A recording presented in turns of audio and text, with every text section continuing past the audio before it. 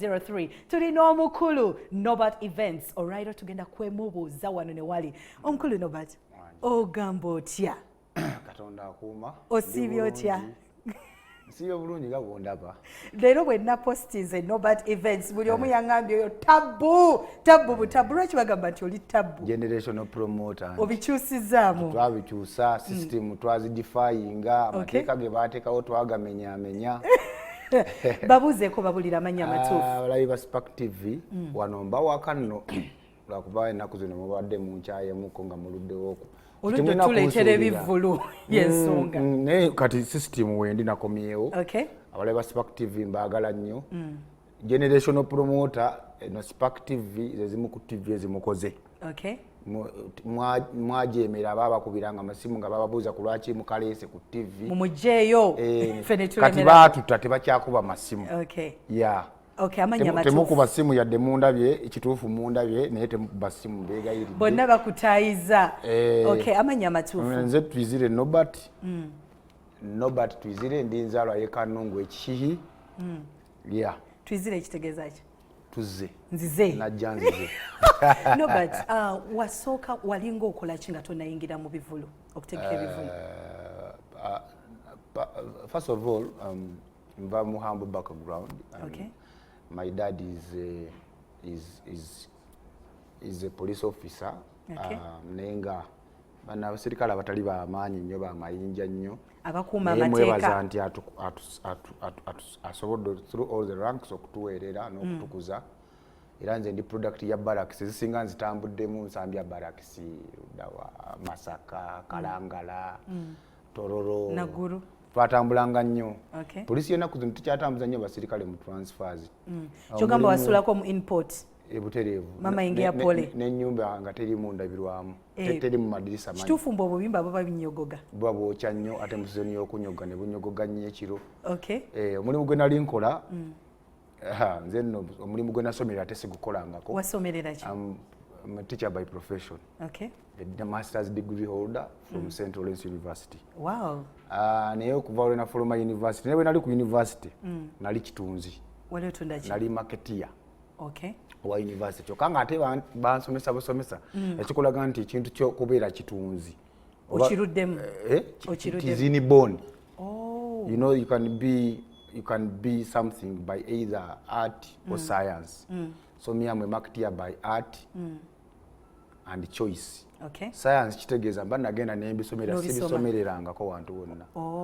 So navaawo nayinawo omulimu before I think immediately after COVID and before COVID nali mu external recruitment ebiseera ebyo twatwalanga abantu ebweru okukola. Office zammwe salama zikyaliyo? Si salama nali nsambya. Zikyaliyo? Ate business government yagikuba ku ttaka. Kubanga abantu government teyakikola intentionally because abantu bagambanga nnyo nti government ereketi abantu kulanga abaana bagende kati government neddamu omulanga gwabwe sala kusoundinga nga nenya government ate gyempagira oyingira otya ebivulu nyingira ebivulu nakyo kikiganya kya marketing ebivulu nze ndowooza okubeera promoter tekijja kibwatukira era we ntunula mu background yange nze ne mu ssomero nakolanga obwa promoter naye nga simanyi nti bwa promoter mu ssomero wakolanga otya? Ekalangala ku Lwanga nga nkyasoma okuviira ddala senior 2 nga nze ndeeta firimu ku ssomero n'ensolooza ebitaano wali entertainment prefect ate nedda okubeera owakabi teweetagisa kusooka kubeera mu position ey'obukulembeze saabeerako na prefect kubanga newe bannonda kuba prefect I think senior 3 saamalako na ttaamu natoloka ne bangoba. Otandika otya? Oba promoter nga buva mu ssomero nzikira nali mu senior 3 abakola Rivers Party nze ne kachiko nga siriko nenze nabaleetera camera video recording system videography kati kino kyola kyetukola ennaku zino ekyalonki nakikolako mu ssomero video eyo bwe yafuluma jukira ebiseera ebyo tewaliwo smartphones nti baba neraba babikie kati nga okukomyamu memories ziri eza olunaku luli olwa Rivers nenkola mu dining hall nenkola launch ya video bajje balabe ebyaliwo nga nsolooze bazali nusu 10,000. Okay. Nali nakasolooza abaana nga 40. Omusomesa yali acting dose ebisere bamuyita ya Mulemi Rogers erinya tolilyerabira n'alyoka njiira omulimu n'agamba wano tosolooza sente ku baana banno biki. Okay. Kale business yange n'agiyingiramu okuva olwo bw'atyo. Kyekikulaga nti promoter mba nabitandikira mu ssomero. Then wano mba nsoma ku university, nasomako ku university first year ku KIU 2012. Ebya sente nenfunamuko ku kasente awo nenkola era nategeka amalula family. Era ku university? Nga ndi ku university. By then balina kye bali bayita embaga ya Ssebabi. 2012. Yes. Basooka ne bakola show ya Kabi yali ku Freedom City. Kati we bagimale ya Kabi nze nategeka extra. Ebirowoozo bino bijjawa? Bijja buzi. Akawompo kange sekawommuza. Ate oba n'otulo olusitubula we mba neebase ku buliri. Olimba naawe? Bambi kati mukyala wange oluuso balowooza mbeera ndowooza ku bakazi balala oba ki. Mba ndowooza nzizaako ki. Okay. Ojja n'otegeka ani gwe wasookera ddala otegeka mu bayimbi? Abayimbi ng'ogyeko ebya 2012 kati okutandika actively nga promoter nzija 2021. Okay. Nga gwako natandika ne Dr. Jose Chameleon. Tuwa yali ennaku nga 10. Era yamblesinga nnyo kuba ina tips ze yampa. Chameleon nga yakwagadde aba akwagala. Oyagadde Mayanja family yonna ina tukulabyo George Tegeka. Eje nakoma ate okubaagala gye nakoma okuba kyawakati. Right. Ng'ogyeko Chameleon ye ate Dr. Wali. Chameleon naka bracket ke namuteekamu awo tasobya nnyo oluusi ansobya ne musenyi wa oluusi ne nange ne musobya. Kati ne bano abalala. Otegeka Chameleon mukola tour. Omala Chameleon era ngwa mu ngatto za Mayanja family ngwa ku Palaso. Yes. By then nga ba promoter ba boycottinze. Kyekike na government nze na defying odds zonna eza system. Bali ba boycottinze nga nzizina akasente. Gwe bagaana gwe gwolumba. Okay, kati olumbye Palaso. Nkwata Palaso. By then yali akava mu COVID nga ina nalonda ne malamu. Eka Palaso yagwa nnyo bannaye ennaku zino. Ennaku ezo yali mukambwe nnyo. Yalina ennyimba nti simanya mpalaavu malamu nalonda ne mmala. Anti nalaba ku bantu 7 nga mutegese Fort Portal. Eyo yonsirijera bya ntoloze milioni 7 bwe Palaso. Mumwamulaba naye mmwe. Kakati nenkwata kye bayita border to border tour. Bwe twakwatanga ku kkubo for example Mityana Road. Bwe twakwatanga ku Mityana twaggukiranga bwera ku border ya Uganda ne Congo. Eyo naina gwe yatamza Palaso. Nokwata Mityana, Mubende, Kyegegwa, Kagadi, Kyenjojo, Fort Portal, Kasese bwera bundi bujo awonna. Okay. Era mumulabe nakuzo. Oba Palaso no Dakar. Mumulabe nakuzo yankuba muno oluyimba mbuno batisima yange ebyo mutagasa bimba. Mze gomanyo bulungi. Osaga n'okusaga Palaso. Kakati mwenta Palaso olwokuba ba promoter ab'amaanyi abaaliwo. Setemere gy'olire bulungi. Ba promoter ab'amaanyi abaaliwo kitegeeza tebakyaliwo leero. Be baani abo tumenyereko? Sikyagala nnyo bawaamu. Baleke. Okay. Let the sleeping dogs lie low. Okay. Baleke. Ozakani awo. Olwamala Palaso awo nva mu byalo. Kuba nali nnyo mutuwaze mu byalo eyo. Nojja mu Kampala otegeka Gravity. Bona nkolaganye nabo. Kati my first attempt to organize a concert in the city was Gravity. Kyekyabawo. Tusimbuda ani ayina ennene. Era the mafia is in the business. So when naleeta energy eri bo ne batandika okutambuza propaganda. Nti Genosale yali antadde mu ssente mba weekending because jukira twali twakava mu era ya COVID. Yes. Nga government yali yabawadde ssente nnyingi. Wewe njagala okubuuliza. So there is gwe ssente tewali yako. Saazifuna kezo. Nze sifunanga kezo. Saazifuna eza COVID yezo. Awe njagala okubuuliza. Wali ogenda tegeka Gravity. Yes. Towards ekivulu Gravity n'avaayo. Wali wabulayo omwezi.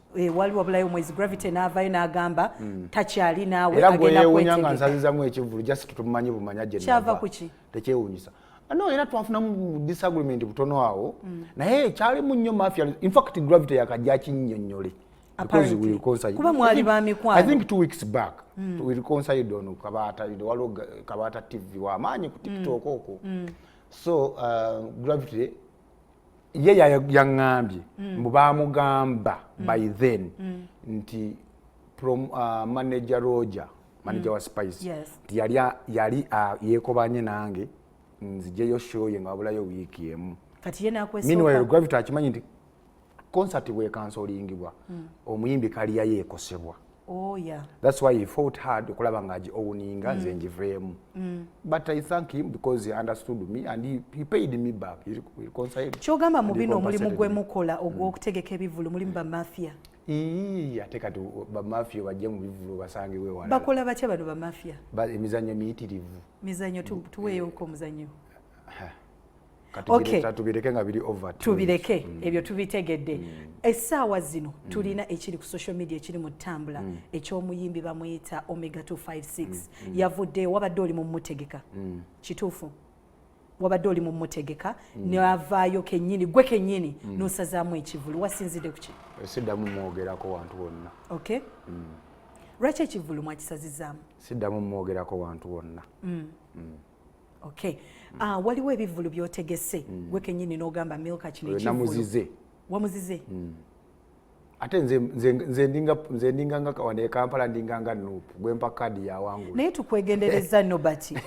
Kati kadi najimujjeko simwongera. Najimujjeko ajja amaziga gonna wuwi musoke mumpe ku mazzi nyweko simayanga soko olindeko simwongera. Lwaki wali oyagala omutegeka? Mbuuza muyimbi mulala oba mbuuza ku kirala. Twogere ku Regi. Senyiwa okuwa amateeka ye Regi. Twogere ku Regi. Oyo. Ova ku ky'omutegeka. Oyo zijukira statement esinga okungatta naye nnyo. Yayogeranga ekigambo kimu nti Nobert we are blessed together and indeed ku byonna byempiseemu ne byendabye kyongedde okumprovinga nti yali musajja mugezi nnyo. Okay. Kubanga bine byempiseemu nabiyitamu naye. Naye at the end of the day we twali ku show namugamba nti Crusade gye nalangirira ogirabye eno. Ojja kuddayo olaba obutambi. Awo ngenda okubuuliza abayimbi bano abasinga b'osinga otegeka bava Mbarara. Lwaki osalawo n'ogamba togenda mutegeka Mbarara ate kumuleeta e Kampala? Si bava Mbarara Milika kitereezeemu. Bavaawa. Just nze kye neebaza Katonda ekinfula exception. Sitegekangako concert ya muyimbi yenna Kampala concert neetaba ku mimwa gy'abantu. Okay. That is the exception. Gwe weesiga kino ogamba nti omuyimbi ono kamuleeta e Kampala bajja mutegeera by force by fire. Kyensinga okwesiga nze ndi generational promoter nze neesiga nze nnyini. Anti kabeere gwe nsobola okukubisa yiti e Kampala nga tolina luyimba lw'oyimba. Ndeka naawe ze siri muyimbi. Kwati nga toli muyimbi kyeggamba. Okay. Nsobola okutunda eri ensi kye bayita promoter. Olinayo abayimbi b'omanaginga? Oyo ati mulala n'owa promoter mulala. Ebyo byaba manager Roger, manager b'abayimbi. Gwe tolowooza nko ku managinga? Kiyinza okumbeerera ate era ekizibu era nsobola okuleeta omuyimbi omumanaginga ate n'alimu okwaka. Tubuulireyo show yonna alina gy'ogamba Milk eno nagitegeka n'enjinyumirwa.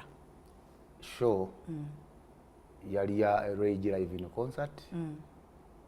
Naginyumirwa to an extent nata n'emiryango abantu bayingire abali basigadde ebweru. Ekyo kyafaayo. Okay. Era nzijukira nali nakava ku stage ne saati najambulamula kuba kamera tezankwata nensigala mu vest. Ka video tokaina? Ka video anti oba mu bantu abangi tebakutegeera nakutegeera. Bakulaba ng'omukyakaze munnaabwe. So excitement yaliwo. It was indeed we were blessed together me and Regi. Kiki otyalirabirako eyo show? Kyesirabira. Be bantu benalaba obungi benali sirabangako kukyanga natandika okutegeera. Bali muwendo ki? Ebintu byayo alabika tebyafuuka bizibu. Basobola okuza fayiro enkadde. Basobola okuza fayiro enkadde olwedde bammanji ebisolo biyitirivu. Ate nkyali mu kwewozaako bannaye ebintu byagira. Ate Milika nziremu ngira obujulizi obulala bubeera wati babukuŋŋaanya. Bino byolaba wano obisangamu babeerako tebavaako kuno. Kati kwebali? Kwebali era bakyakati bagatta bujulizi mbatumiddeko abantu ba URA bakuba ennaku zino mwagonzaamuko kati mwawulirizo naye bakambwe nnyo. Maanyi ba milioni 16 concert. Nze n'akategeka 3. Era nze munsabire saawa ena olabanga Nobert ng'alinnya ebbaasi. Munsonderanga ku ssente bibanga bya misolo. Naye ojja bimaliriza. N'amabanja tuba namangi tulina amabanja. Ne business gy'osobola okuyingira n'ovamu n'amabanja nga wayingira togayina. Okuggyako amabanja bizibu ki bye musisinkananga mu ba promoters? Professional hazards nnyingi. Kati nze bankulamu n'amannyo jjojjuzi wano mwabiraba. Amannyo wagatereza? Nateeka meno boxer number milioni 6. Okay. Capital wa business. Eyakugyamu amannyo kati wano erinnya eriri mu kamwa kange. capital w'abakola Rolex ndowooza emidaala nga 50. Kituufu. Ekyo tuli ba job creators. Nti ffe tutondawo emirimu. Ntegeka ekivulu kimu ne kiribwako abantu. Bannayuganda almost bannayuganda 10,000 okuva ku wa boda gwe Milika mbanku wadde omulimu kuba ndeeta obulango kituufu kategedde kampuni ze MTN zaanizi Airtel musenyi obayisawo wano tubakolera kubanga abantu bagenda kugula data ate ennaku zino data yasinga okukola mu ezo companies naye kampuni mwezi amasimu mutandiko tuwa ku ssente tezibawa ssente gweno okimanyi nti Nobert Events akola akantu kamu kokka nayingiza kampuni y'amasimu obuwumbi 5 kati incident y'okunkuba n'envaamu erinnya yokka ya training okumala ennaku 4 ku 5 kampuni za pitompe milioni 10 mulimba nnyo nammwe kyenjagala obuuze yakuba omanyi tutuuka ku mivulu ne bakuwa sponsorship ate ne bakunyonyambo tukuwayo milioni 2 shame upon you telecom gundi companies kyenjagala okubuuza yakuba amanyo wamusonyiwa ate ennaku empiseemu na 1 mwami Nobert wamusonyiwa yakuba amanyo naye tetumuzza naye wamusonyiwa namwamu ekimala wamuyizaamu ekimala simuzzaako ngalo kivulu kikyogamba nti tolikyerabira challenge gye wasinga ofuna lekense muzunze atuuka n'okukaaba bamuze Uganda omusajja omukulu yali sita w'eggwanga n'obula ya tiketi ya $1,500 milioni 5 eze Uganda oluvaawo nga muyimba by'abanene ki ng'okolima nnyo sikukolima njogera mazima by'abanene kimiruka nga tosobola gamba nti milioni 5 muziwadde muganda wamadde Uganda abonaba tubaveeko okay challenge gy'ogamba gy'osinza okufuna gy'otalyerabira mu bivulu bino by'ozootegeka challenge era incident eyo nina omukwano mungi bwe mba nsazeewo okwagala omuntu nategeka omuyimbi oyo my concert was a rehabilitational concert because I was almost a family member to those guys. Kati nali manyi obunafu bwono guy ndowooza katumo blessing kumbe gowonyegere yali kusambya mu bulamu bw'ogamba toliddamu mutegeka ate gambye family yonna mu Uganda tewali muyimbi gwenzikiririzaamu nga kamiliyoni naye ku lwa family ne bye natuukako nja kusigala nga muwagira buwagizi nga nyumirwa music we kuba nyimba za kamiliyoni nsobola okuzizannya mu mmotoka okuva e Kampala paka ewaffe Kanungu nga sizikyusiza nga olwatandise bwe lutuuka gye zisembera nga luddamu abategesi b'ebivulu muyina ebibiina bye mulimu gwoli mu kibiina ki federation anti kati nasanga ebintu system yali tetegerekeka kati nasanga waliwo akabondo k'abasajja ne kati kakyali olwakuba kamanyi otutukwenyakonya ne katubuuzaabuuza nti tekali naffe naye ekirungi tubamanyi tebali naffe batuuza meeting zaabwe abasajja abo basajja mmwe batulimbalimba ne tutula mu meeting ssaawa 3 ez'ekiro ffenna tuba tufuluma eyo nga baddamu yaabwe endala ku ssaawa 5 bisajja mmwe bisajja kyebyo tubulire biriawo saakyasikyala kwogera ku mannya g'abantu baleke Nobert gwoli mu kibiina ki ndi mu opponent yeyo association ani abatwala president waffe teyatuvaamu dda president baali bamuyita Ibra Kintu kakati Ibra Kintu why kakati netukola federation twasooka netukola federation ezasooka nga babayimbi tebanakola na federation ffe twasooka na interest ya government ereka yali mu bayimbi wafa Kenzo lwajja n'akola ebintu byabaabo ffe ne batusula ebbali era baafuna bone kasente dda bakafuna obuwumbi nga 10 tebabayiriranga ziri luddawa kati baafuna omuyimbi gwe bali beetaaga ffe bapromota ate ne bakwata Kenzo balwanyisa ffe bapromota batuwayiriza mu bayimbi music omupya omulabye muyimbi ki gwewandyagadde okutegeka kati omupya anti waliwo n'omuyimbi omukadde ng'akubye music omupya nze mpa nnyo chance basically nga promoter with value addition mba njagala nnyo okubaako kyengatta ku muyimbi kyobola sinyumirwa nnyo okuleeta olinga abadde sita olinga abadde sita kati ku bayimbi abaliwo bakabi waliwo abayimbi abalungi bali Young Voice waliwo Vairota I think I should surprise the country again abayimbi abawala abalungi waliwo lwakuba buli lwenjogera ku bayimbi ngaabo ate bali ba opponent bange mbawa business idea kati toyagala kati kankome kwabo bwento bwenayogera notowakana bwento bwenayogera ku Sebatta mba ndi ggulu nga jeno ampise ku Mande ngindulanga mwannyinaze bigi alangirira Sebatta kati sikyabyagala ebyo kale kitegeeza gwe buli gwolootako ate n'omwogera era babeerako nkugambye era ojja kulaba nga babakutta abalenzi babiri omulabe waffe omulungi ali ku Spark TV tulina omukulu Norbert Events kansuubire olina kyomuyize olunaku olwaleero njaga kujjukiza banaffe abateekamu ensimbi banaffe abanumidde agolinaolina mukwano eyeetaaga ssente beesige abantu 8,000 mu Uganda babeesize ne babawa ssente ayagala okumanya ebisingawo bagenda mu ssimu yo downloading Numida app ojja kuba obafuna bulungi gwe ayagala obbakubira bakubire ku 0800 12040 ate gwe ayagala obbaweza ka WhatsApp message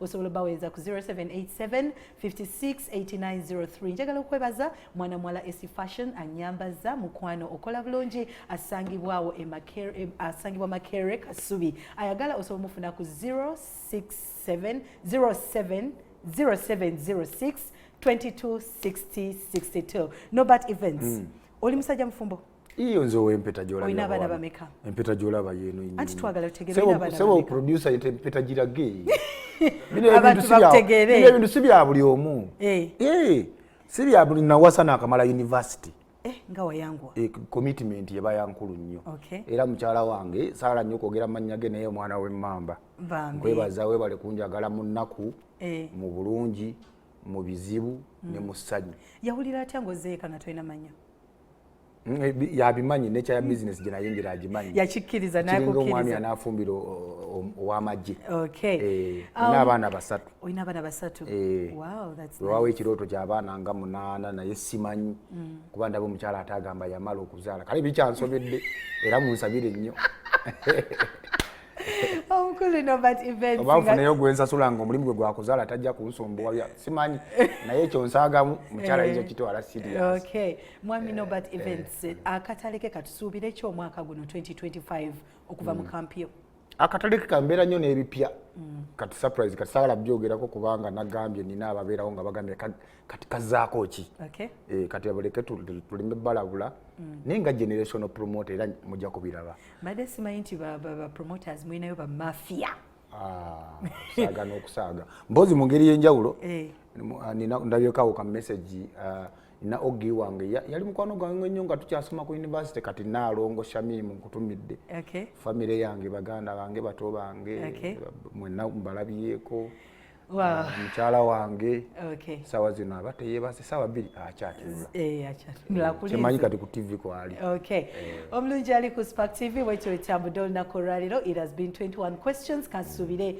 mu bifunye byonna byonna bye mubadde mwagala naye tebisuseemu bisuseemu nina okuba nga bisuseemu bisuseemu naye tuteeka ebibuuzo 21 questions naye gw'osussizaamu bwekyo etambudde olunaku olwaleero musile bulungi sigadde nze Milka Irene jjukira sheeno eddibwamu enkya ssaawa 10:00 musile bulungi mweraba